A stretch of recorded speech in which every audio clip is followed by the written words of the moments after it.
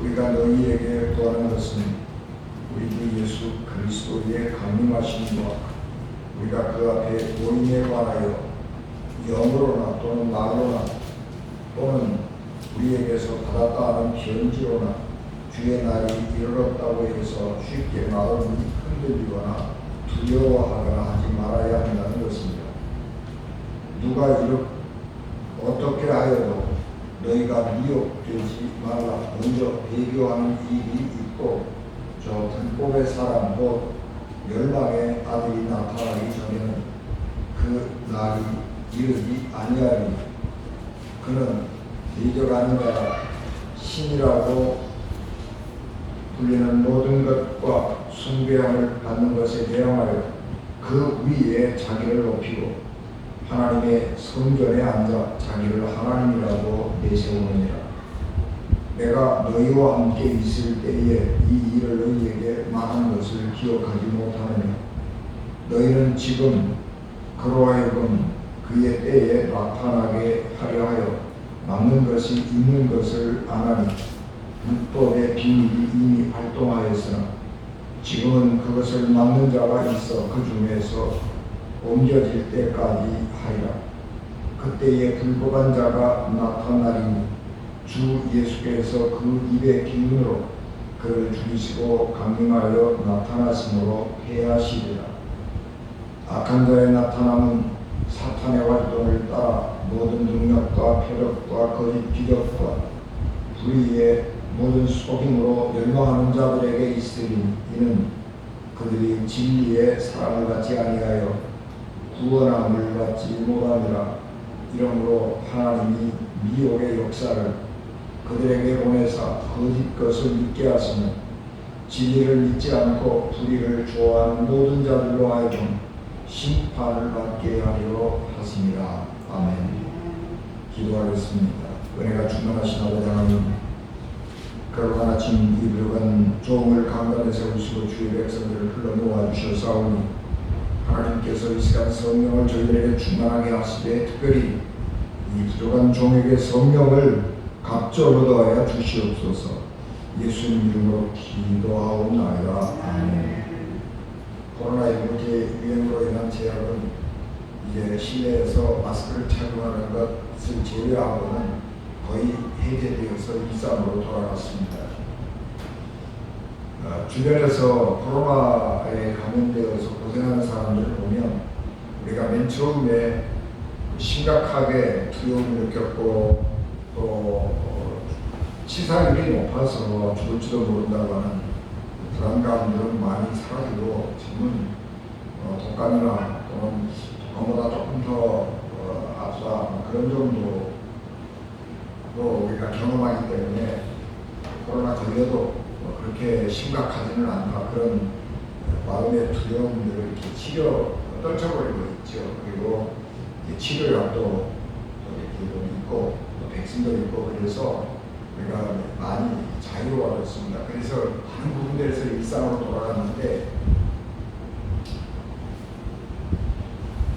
아직도 교회는 그 코로나의 후유증으로 인한 여파들을 아직도 온전하게 극복하지 못하고 있습니다. 예배를 모이는 숫자가 확실히 줄었고요. 예배 횟수도 많이 줄었습니다. 그리고 우리 성도님들의 믿음도 많이 약해졌습니다. 그래서 교회가 여러 가지 고민도 많고 대책도 세우고 또 이 어려움을 어떻게 극복하고 사람들의 영혼을 강건하게 할 것이냐, 그런 것들 염려 많이 하는 중에 주의 종들도 많이 흔들리고 있는 것이 또한 사실입니다. 오늘 우리가 본도한 데살로니가 교회 또 우리와 다른 상황이기는 하지만 여러 가지로 흔들리고 혼란 가운데 있었던 상황이었고, 그리고 그런 상황을 잘 극복해 나갈 수 있도록 사도 바울이 편지를 써서 사랑하는 성도들의 믿음을 격려하고 있는 말씀입니다. 데살로니가 교회는 사도 바울과 실라가 두 번째 전도 여행을 떠나서 고민하고 이 잘 안 되어서 아주 방황을 많이 하던 그때에 마케도냐 사람이 건너와서 우리를 도와주라, 그런 환상을 사도 바울이 기도하던 중에 보고 건너와서 전도함으로 세워진 교회입니다. 그리고 이 데살로니가 교회는 사도 바울의 가르침을 잘 받아서 믿음이 잘 자랐습니다. 그래서 사도 바울이 데살로니가 전서를 쓸 때에는 이 교회를 얼마나 사랑을 많이 했는지, 그리고 이 데살로니가 교회 성도들에 대해서 자부심을 얼마나 많이 가지고 있는지를 기록하고 있는데, 데살로니가 전서 1장 3절에서도 너희의 믿음의 역사와 사랑의 수고와 우리 예수 그리스도에 대한 소망의 인내를 우리 하나님 아버지 앞에서 끊임없이 기억하니 하나님의 사랑하심을 받은 형제들아 너희를 택하심을 아노라, 그렇게 썼습니다. 이 말은 무슨 얘기냐면 사도 바울이 마케도냐에 가서 데살로니가 교회를 설립을 하는데, 여러분 초대교회 성도들은 성경도 잘 알지도 못했고 거기 목회자가 상주하면서 지금 우리처럼 이렇게 신앙 지도를 하고 서로 성도의 교제를 나누고 그런 것이 아니고, 전도하고 떠나가면 누군가의 가정집에서 모여서 스스로 예배를 드리고 이제 그런 상황이기 때문에 매우 어려운 상황인데, 그럼에도 불구하고 이 데살로니가 교회 사람들은 믿음을 위해서 수고를 정말 많이 헌신했고요. 믿음을 통해서 놀라운 일들을 많이 했습니다. 그리고 사랑의 수고, 사랑 안에서 서로 돕고 섬기고 하는 봉사하는 일들을 참 많이 했습니다. 그리고 어려움이 많이 있었지만 예수 그리스도의 대한 소망을 가지고 그 어려움들을 잘 극복해 나갔습니다. 그러니까 그런 데살로니가 교회 성도들이 믿음 생활을 잘하고 있다고 하는 소식을 들으면 이 사도 바울이 너무 감사하고, 그래서 다른 곳에 멀리 있을지라도 늘 감사의 기도를 하고 데살로니가 교회가 믿음 안에서 잘 나갔으면 좋겠다, 그런 소망을 가지고 기도하고 다른 사람들에게 데살로니가 교회 성도들의 믿음을 자랑하고 그랬습니다. 그런데 사도 바울이 떠난 후에 이단들이 그 지역에 들어와가지고 이 말은 사도 바울이 했다고 하면서 뭐라고 얘기했나 그러면 우리 주님께서 곧 재림하신다, 그렇게 가르쳤습니다. 그러니까 우리 주님께서 곧 재림하신다 라고 하는 이야기를 전해들은 사람들이 한편으로는 두렵죠. 우리가 예수 그리스도가 다시 오실 때에 우리가 정말 두려움 없이 주님을 만날 수 있을 것인가, 우리 구원을 우리가 두려움 없이 얻을 수 있을 것인가, 그런 두려움도 있지만 또 한편으로는 주님이 다시 오신다고 하는 이 사실 때문에 너무 흥분된 사람들이 있었습니다. 여러분, 지금 우리는 이 세상에서 정말 잘 살잖아요. 그러니까 여기가 천국이다, 그리고 살고 우리가 어떡하든지 이 세상에서 오래 건강하게 살기 위해서 노력을 너무 많이 하잖아요. 그런데 지금으로부터 2000년 전 사람들은 삶이 그렇지 않지요. 너무 힘들잖아요. 삶이라고 하는 것은 너무너무 힘든 거예요. 추위와 더위를 견디지 못하고 배고픔을 어떻게 극복할 것이냐, 그런 문제를 고민해야 할 수밖에 없는 것이고, 질병이 걸리면 약도 없고, 그래서 그 다음 죽잖아요. 그래서 평균 수명이 지금보다 형편없이 짧은 시대였습니다. 여러분, 중년의 위기, 중년이라고 하는 말 자체가 생긴 게 얼마 안 돼요. 그전에는 중년이라고 하는 게 없어요. 오래오래 산 사람들이 70, 또 성경에 인간이 70이고 강자라면 80이라 그렇게 얘기했지만, 정말 많은 사람들은 태어나서 몇 년 안 돼서 어린 아이들 때 죽어버렸고요. 40, 50에 많은 사람들이 죽었습니다.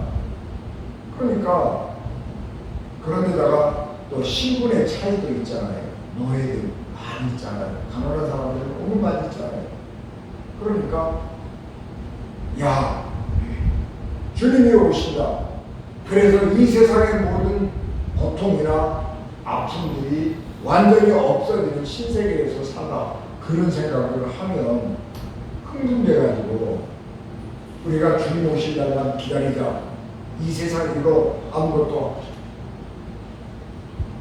아니고 하찮은 이거 다 그냥 그만두고 주님 오시기만 기다리라, 그리고 흥분된 속에서 일상생활을 정상적으로 영위하지 못하는 사람들이 있었습니다. 그런데 이 말이 왜 데살로니가 교회 성도들에게 그렇게 잘 받아들였냐 그러면, 사도 바울이 그런 신앙을 가지고 있었어요. 예수님께서 내가 살아생전에 다시 오실지 모른다라고 하는 임박한 종말로, 그래서 사도 바울은 이 임박한 종말로 우리 주님께서 언제 오실지 모른다, 내가 죽기 전에 예수님이 다시 오실지 모른다 라고 하는 생각을 가지고 할 수만 있으면 더 많은 사람들에게 더 많은 곳에서 복음을 전하기를 원했던 것입니다. 그런 주님이 다시 오신다라고 하는 그런 사도 바울의 가르침이 있었는데, 그런 가르침에다가 누군가가 이단들이 와가지고 예수님이 금방 오신다? 그렇게 말하니까 흥분될 수밖에 없는 것이죠. 여러분, 예수님이 오십니다. 예수님이 반드시 오십니다라고 하는 거하고 예수님이 금방 오십니다라고 하는 거하고 사람들의 느낌이 달라지는 거예요. 근데 이단들은 사도 바울이 예수님께서 오십니다. 혹시 내가 죽기 전에 오실지도 모르겠습니다. 이렇게 말했는데 사람들이 와가지고 예수님이 사도 바울이 그랬는데 금방 오신다고 그랬습니다. 그러면 이게 사람들이 달라지는 거예요. 그래서 이 데살로니가 교회 안에서 신앙에 여러 가지 문제가 발생하게 되는 것입니다. 그래서 사도 바울이 그 이야기에 대해서 대답을 하는 것입니다. 혼란을 수습하기 위해서 편지를 쓰면서 예수님께서 오신다고 하는 것, 그것은 우리가 변할 수 없는 진리이고 예수님께서 우리에게 그렇게 말씀을 하신 것은 분명한데 예수님께서 우리에게 오실 때에 그냥 어느 날 둘같이 불쑥 오시는 것이 아니고 반드시 하나님은 우리에게 오실 만한 증거를 보여주시고 그 다음에 오신다 라고 하는 것을 가르치고 있습니다.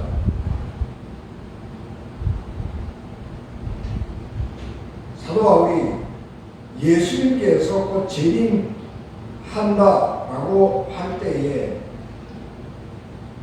반드시 어떤 징조를 보여주신다고 하는 증거들이 우리에게 많이 있죠. 아브라함이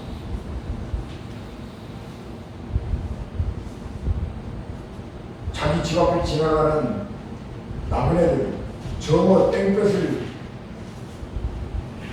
맞으면서 지나가는 사람들을 붙들어다가 자기 집에서 쉬고 가라고 그랬잖아요. 그게 유목민의 전통이에요. 그 세 사람이 아브라함의 웅숭한 대접을 받고 소돔과 고모라로 가면서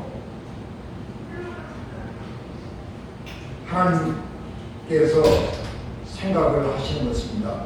내가 소돔과 고모라를 멸망시키려고 하는데 어떻게 내가 아브라함에게 안 가르쳐주고 하겠느냐, 그렇게 생각을 하시면서 아브라함에게 내가 소돔과 고모라를 멸망하기로 작정했다, 그리고 알려주십니다. 그러니까 아브라함이 소돔과 고모라 성이 너무 좋은 땅에 있는 곳이기 때문에 멸망 안 했으면 좋겠고, 그 다음에 그 성에 살고 있는 자기 조카를 생각해서 어디가든지 할 수만 있으면 소돔과 고모라를 멸망시키지 않게 하려고 하나님하고 협상을 많이 하잖아요. 그래도 결국은 소돔과 고모라 성이 너무나 타락을 많이 했기 때문에 롯의 가족 4사람만 소돔과 고모라를 하나님 멸하실 때 구출해 내고, 그리고 그 성은 하늘로 말았지요. 하나님께서 이 세상을 물로 심판해야 되겠다, 그렇게 작정하셨을 때에도 하나님은 노아를 생각하시고 노아에게 그걸 알려주셨잖아요. 그래서 방주를 예비하게 하고, 그리고 노아의 가족 8사람은 살아남았습니다. 그런 성경에 예들이 있기 때문에 사도 바울도 예수께서 오실 때에는 반드시 어떤 징조를 가지고 나타나는데, 예수께서 다시 이 땅에 오실 때의 징조가 2가지가 있는데, 하나는 하나님과 복음에 정하는 사람들이 나타날 것이다 라고 하는 것입니다. 여기 배교하는 일이 있다, 그렇게 성경에 기록되어 있는데, 이 배교라고 하는 것은 예수님을 믿는 사람들이 예수님을 안 믿겠다고 부인하고 나가는 배교가 아니고 하나님에게 반항하는 거예요. 그래서 하나님의 교회를 핍박하고 또 복음 전해지는 것을 방해하고 교회를 박해하고 그런 일들이 대대적으로 일어나게 되는 거죠. 그래서 교회를 향해서 노골적으로, 하나님을 향해서 노골적으로 반항하고 교회를 대적하는 일들이 있을 것이다, 그렇게 사도 바울이 말씀했습니다. 그런데 그때 당시에 소식들이 들리는 것에 의하면, 또는 모든 분위기를 보면 교회에 임박한 박해가 다가오고 있다라고 하는 것을 느끼게 되는 것이지. 그래서 사람들이 이런 교회를 향한 이런 박해가 일어난다고 하면 이것 또한 말세의 징조가 아닌가, 우리 주님 오실 징조가 아닌가, 그런 생각을 하게 된 것입니다. 그런데 사도 바울이 두 번째 징조를 냅니다. 징조 하나만 가지고 안 되고 또 다른 징조도 있는데, 그것은 뭐냐 그러면 불법의 사람, 다시 말하면 멸망의 아들이 나타난다라고 하는 것입니다. 이 멸망의 아들은, 불법의 사람은 누구냐 그러면, 이거는 이단하고 약간 달라요. 이단은 예수님을 인정하면서 내가 예수님 같은 사람이다 라고 말을 하든지, 내가 이 세상에 예수님을 이어서 온 메시아라고 그렇게 주장을 하잖아요. 통일교도 예수님이 오셔서 구원을 하셨는데 그건 실패했다. 그래서 내가 이 세상을 구원할 두 번째 메시아다, 그렇게 얘기하는 게 문선명 씨잖아요. 근데 요 불법의 아들, 멸망의, 불법의 사람 멸망의 아들은 누구냐 그러면 대놓고 내가 하나님이라고 말하는 거예요. 지금까지 대놓고 내가 하나님이라고 말한 사람은 없어요. 박대선 씨가 전도관을 만들었는데, 전도관이 흥망하다가 나중에 망했잖아요. 그리고 박대선 씨가 죽은 다음에 천부교라고 하는 것으로 바뀌었는데, 천부교 사람들은 박대선이가 하나님이라고 믿는다고 그래요. 그런 사람 빼놓고는, 내가 대놓고 하나님이라고 말하는 사람은 아무도 없어요. 그런데 이렇게 이런 부도덕한 사람들이 나올 것이라고 하는 거예요. 근데 사람들이 생각해 보니까 그런 이름을 대면 알만한 사람이 있어요. 그런데 사도 바울은 그런 것들 때문에 하지 말아라. 하나님께서 지금은 아직은 그 사람을 하나님의 능력으로 뭔가 누르고 그 사람을 사로잡고 있기 때문에 아직은 대놓고 그런 얘기를 하지는 않는다. 그러니까 그 사람은 아니야. 아직은 우리 주님께서 다시 재림하신다고 하는 증거가 불충분하다. 그러니까 예수 그리스도가 곧 재림한다고 하는 말에 속아서 일상생활을 하지 않는다든지, 일상생활을 할 수 없을 만큼 그렇게 열광적으로 신앙에 빠져서 부도덕한 삶을 살아서는 안 된다라고 하는 것을 말씀하고 있는 것입니다.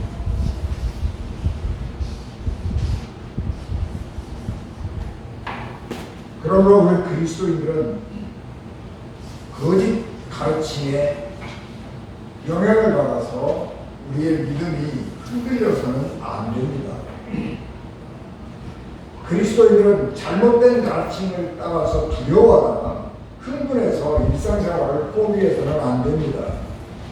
그리스도인은 어떤 경우에도 자기의 직분을 따라 침착하게 자기의 믿음을, 그리고 믿음의 자리를 지켜가야 합니다. 우리는 이단들의 가르침을, 잘못된 가르침을 들으면 우리가 맨 처음에는 이성적으로 이건 이단이나 이건 잘못된 가르침이야, 그런 생각을 하지만 이게 정에 끌린다는 거예요. 사람이 와가지고 한 번 찾아오고 두 번 찾아오고 그러면 이게 매정하게 못 끊어요. 매정하게 끊어야 되는데 매정하게 못 끊고 그 사람 얘기를 자꾸 들어주다가 또 뭐 이렇게 반대 의견 제시하고 그렇게 하다가 그 사람한테 논리적으로 져버려요. 그러면 그 사람에게 이렇게 끌려가는 거예요.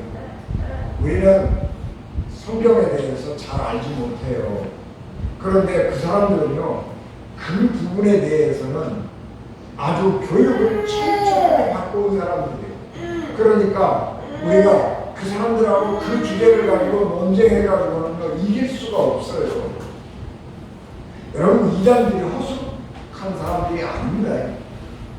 이단들도 나름대로 족보 족보가 있고 계보가 있어요. 그리고 그 족보를 따라서 계보를 따라서 누적된 자기 나름의 논리 체계가 있더라고요. 그래서 자기 나름대로 성경을 풀어간다고 풀어가는데, 어떻게 자기 성경을 모르는 사람들이 성경을 알기는 들어보기는 들어봤는데 정확하게 성경을 모르는 사람들이 들어보면 그게 진짜인가? 그러고 끌려가겠네.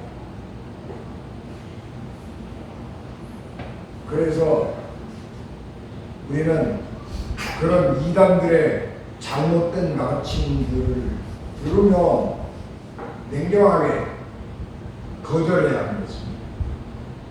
냉정하게 거절을 못하면 거기에 끌려 들어가는 거예요. 이단들은 자기 나름대로 이론이 있고 또 거기에다가 자기 나름대로 사람을 포섭하는 전략을 가지고 있어요. 신천지가 우리나라에 막 이렇게 퍼질 때 무료 성경 신학원이라고 하는 것을 곳곳에 많이 세웠어요. 피경동에도 우리가 하고 청량리 나가다 보면 그 무료 성경 연구원이라고 그래서 간판 걸어놓고 그걸 했어요. 근데 성경에 대해서 관심을 가진 사람들이 무료라고 그러니까 가서 이렇게 가는데요. 한 사람이 가잖아요. 그러면 그 옆에 세 사람이 붙는 거예요. 한 사람은 안내해주는 척하고, 한 사람은 또 자기도 신신자인 것처럼 하고, 또 한 사람은 그 사람들을 정말로 헌신적으로 섬겨주는 거예요. 그래서 그 한 사람을 포섭하기 위해서 세 사람의 그 신천지에 헌신된 사람이 와가지고 호의를 해가지고 그 사람을 끌고 가는데 안 넘어가는 사람이 거의 없어요.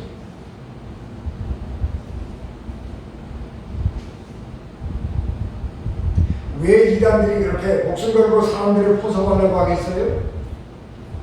이익이 되기 때문에 하는 거예요. 이단들은 사람을 포섭하는데 무엇을 목적으로 한다 그러면 자기의 이익을 목적으로 하는 거예요. 나 이익, 내 이익. 한 사람을 포섭하면 내가 얼마나 이익이 되는가. 그것 때문에 다른 사람을 끌어들이는 거예요. 하나님은 인격적인 분이기 때문에 그렇지 않아요. 좋은 길이 있다고 가르쳐 주지만 강제하지는 않아요. 이게 진리고 우리가 이렇게 살아야 된다고 생명의 길, 복된 길을 가르쳐 주기는 하지만 스스로 결정하고 판단할 수 있도록 시간을 주고 기회를 주고 기도해 주고 격려를 해 주지만 강제로 끌어다가 하나님의 사람으로 만들지 않아요. 강제로 안 해요. 왜냐하면 그 사람이 하나님을 믿었다고 그래서 하나님에게 유익한 게 하나도 없어요. 내가 예수님을 믿었는데 하나님이 유익하겠어요? 아니에요. 예수 믿은 내가 복된 거예요. 하나님이 우리에게 생명의 말씀을 주시고 성령을 보내주셔서 예수 믿게 하는 것은 하나님의 이익을 얻으려고 하는 게 아니라 하나님을 믿는 나를 복되게 하기 위해서 나를 하나님의 은혜 안에서 살도록 하기 위해서 사는 거예요. 그래서 예수 그리스도를 믿으면 내가 복된 거예요.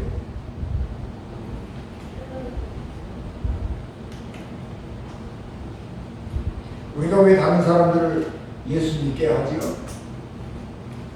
그것은 내게 유익이 되고 내가 전도를 해서 우리 교회가 부흥되면 우리 교회가 이익이 되는 것이 아니고 그 사람이 하나님을 잘 믿어서 하나님의 말씀대로 살고 그래서 복되고 아름답고 거룩한 삶을 살면 그 사람이 복된 것이고 우리는 전도를 했는데 우리는 그 내가 전도한 사람이 믿음 안에서 그렇게 복되게 살아가는 것을 보면 내 마음이 기뻐요. 그래서 하나님께 감사해요. 하나님, 내가 전도했는데 저 사람이 그렇게 믿음 안에서 살아가는 것을 보면 정말 감사합니다. 그런 기도를 내가 드리는 거예요.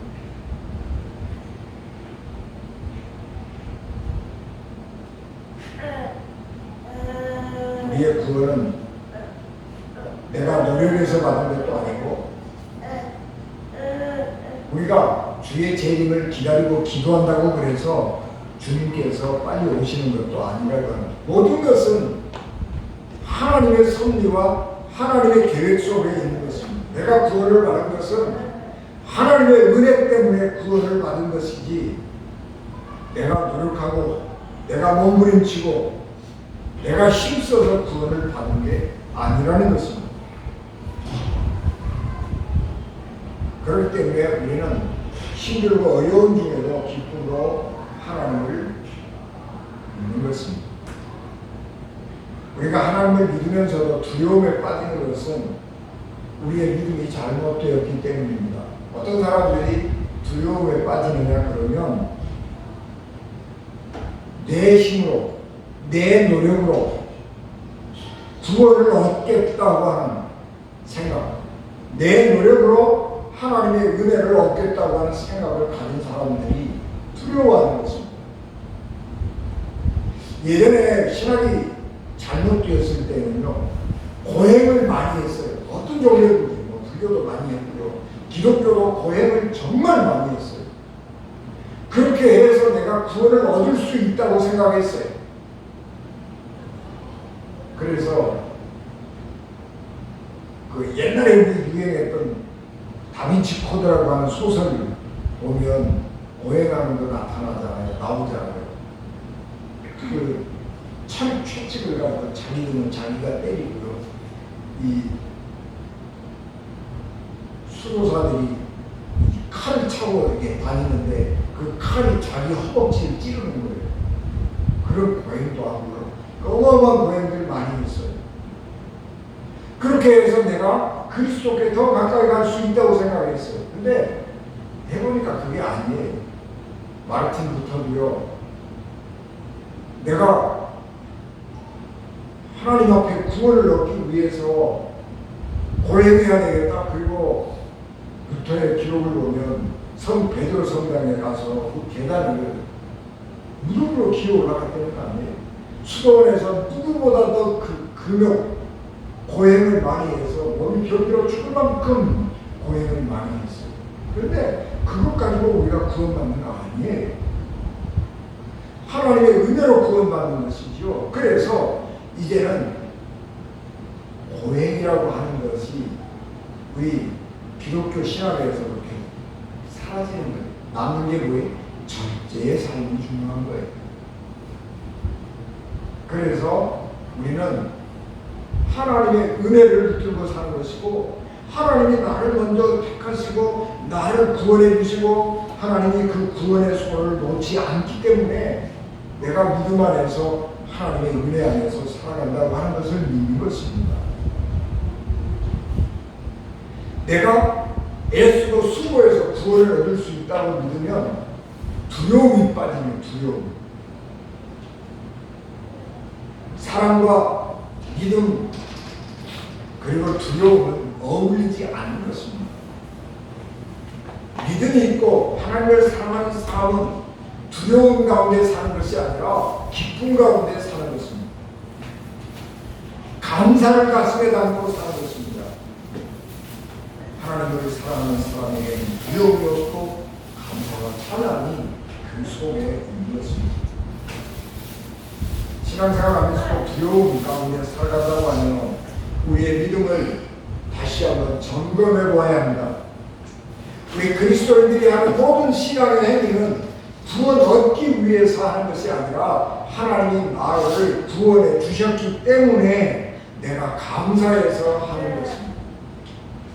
그러니까 기독교 우리 그리스도인들의 신앙의 모든 행위, 기도, 예배, 찬양, 헌금, 봉사 이런 모든 것들은 하나님이 내게 은혜를 주셨기 때문에 감사해서 하나님께 드리는 것이지, 내가 그것을 드려서 하나님의 은혜를 얻게 되든지 내가 그것을 드려서 구원을 내가 확보하게 되든지 하는 것은 아니라고 하는 것입니다.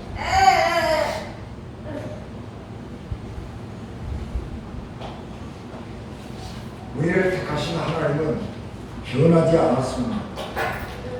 한번 우리를 하나님의 백성으로 택한 하나님은 결코 우리를 먼저 버리지 않습니다. 이사야 49장 14절 17절 말씀에서 이사야 선지자는 오직 시온이 이르기를 여호와께서 나를 버리시며 주께서 나를 잊으셨다 하였거니와 여인이 어찌 그 젖먹는 자식을 잊겠으며 자기 폐에서 난 아들을 긍휼히 여기지 않겠느냐. 혹시 그들은 잊었을지라도 나는 너를 잊지 아니할 것이라. 내가 너를 내 손바닥에 새겼고 너의 성벽이 항상 내 앞에 있나니 네 자녀들은 빨리 걸으며 너를 올려 너를 황폐하게 하는 자들은 너를 떠나가리라. 그렇게 말씀했습니다. 하나님은 하나님의 백성들의 이름을 손바닥에 기록하고 수시로 보면서 기억하고 그리고 그들을 능력의 손으로 붙들어 주신다는 것입니다. 그렇기 때문에 하나님이 택하신 백성에게 심판을 얻고 하나님의 구원하심을 할 수 있습니다. 우리는 이 믿음을 굳게 붙잡아야 합니다. 우리 주변을 돌아보면 두려워해야 할 일들이 많이 있습니다. 세계 경제가 흔들리고 있고 그렇기 때문에 물가는 뛰고 그래서 상대적으로 우리의 소득은 줄어들고 있습니다. 지금까지 세계화의 혜택을 받으면서 세계는 정말 저렴한 가격으로 좋은 물건을 풍족하게 사용하는 호시대를 지났습니다. 그런데 지금은 미국이 세계를 평가를 하잖아요. 그래서 이제는 값싼 물건 없어졌습니다. 비싸더라도 우리나라에서 만들어야 되고요. 비싸더라도 미국에서 만든 물건을 써야 하는 시대. 이제 값싼 중국제 이런 거 우리 가운데서 쉽게 찾기 어려운 시대가 오고 있는 것입니다. 그래서 세계가 흔들리고 있고 경제가 흔들리고 있고 물가가 폭등하고 있고 그래서 우리가 어떻게 된 거야? 그런 생각을 가지고 이 세상을 다시 바라볼 수밖에 없는 것입니다. 교회를 보면 힘도 없고 희망이 없어 보일 수도 있습니다. 그러나 하나님은 결코 우리를 버리지 아니하시고 우리를 놓지 아니하시고 우리의 이름을 손바닥에 기록하시고 하나님께서 우리의 성벽이 되어 주시는 분입니다. 하나님의 능력은 변하지 않습니다. 하나님의 능력은 결코 약해지지 않습니다. 세상은 늘 변할지라도 하나님은 영원히 변하지 아니하시고 우리를 구원하시고 택하신 백성들을 보호해 주십니다. 세상은 엄청나게 많이 변하죠. 우리 성경 사사기를 보면 삼손이 뒷나로 내려가다가 어린 새끼사자 하나를 만났습니다. 그리고 삼손이 그 새끼사자를 맨손으로 잡았습니다. 이건 무슨 얘기냐 그러면 3000년 전에는요. 지금 아열대 지방으로 변해버린 그 팔레스타인에 사자가 살았다는 거예요. 1000년이라고 하는 시간은요. 어마어마하게 긴 시간이에요. 그래서 천지가 개벽하는 거예요. 우리가 기후변화, 기후위기 뭐 그런 얘기 많이 하지만 우리가 기후변화 속도가 인간이 화석연료를 써서 좀 빨리 변했다라고 하는 것 때문에 우리가 걱정하는 것이지 여러분 지금도 기후는 변해가고 있고요. 그렇지 않아도 지금은 꾸준히 상승해 갔습니다. 그래서 빙하기가 끝나고 1만 년 전부터 온도가 지구 온도가 올라가기 시작해서 지금 서서히 이렇게 올라가고 있는 거예요. 세상은 그렇게 변하는 겁니다. 그러나 그 속에서 하나님은 우리를 붙들고 계십니다. 그래서 우리가 이 변화하는 세상 속에서 변화하는 우리의 삶, 환경 속에서 중요한 것은 어떻게 살 것이냐, 누구와 함께 살 것이냐 라고 하는 것이 중요한 것입니다. 그럼 누구와 함께 살아요? 사랑하는 사람들과 함께 살아야 하고 사랑하는 하나님과 함께 살아야 하는 거예요. 사람들은요, 전자기기가 발달해가지고 혼자 재미있게 잘 살 수 있다고 생각하기도 합니다. 아유, 사람 만나고 골치 아프고 사람하고 사는 게 얼마나 힘든데, 아유, 혼자 사는 게 편하다. 여러분, 그런데 인간은 그렇지 않아요. 인간은요, 사랑하는 사람하고 살아야 되는 거예요. 인간은요, 사랑하는 사람하고 음식을 먹어야 맛있는 거예요. 사랑하는 사람하고 살아야 불편함도 있지만 힘들 때도 있지만 사랑하는 사람하고 살아야 행복을 느끼는 거예요.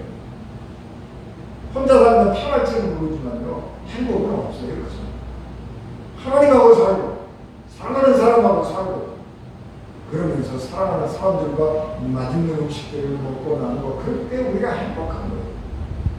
그래서 우리는 어떤 세상이 우리에게 어떤 변화가 우리 앞에 올지 모르지만 우리의 삶의 원칙 분명한 한 가지, 믿음으로 살아야 하고 사랑으로 살아야 하는 것이고 사랑하는 사람들과 함께 살아가야 한다고 하는 사실입니다. 세상이 어떻게 변하든 우리는 하나님과 함께 믿음으로 살아야 돼요. 우리가 예수 안 믿었으면요, 언제 노래 부르겠어요? 노래 언제 불러요? 노래방 가야 불러요. 근데 노래방 1년에 몇 번 가겠어요? 1년에 한 번도 안 간 사람은요, 노래 부를 일이 없어요. 여러분, 우리가 애기들이 없으면요, 1년에 몇 번이나 웃겠어요? 웃을 일이 없어요. 너털옷은 크게 너털옷은 웃을 일이 없다고요. 믿음만 해서 찬양하고 노래하고 만나서 웃고 떠들고 즐기고 그러는 거예요. 우리가 하나님을 믿지 않으면 누구하고 내 속마음 털어놓겠어요?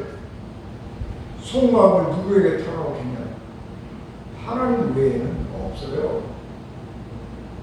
정말 이 세상에 많은 사람들이 우리 주변에 있지만 내 속마음 털어놓을 사람 몇이나 될까요? 우리는 이 세상이 어려울수록 하나님과 함께, 믿음과 함께, 그리고 사랑하는 사람들과 함께 살아가야 하는 것입니다.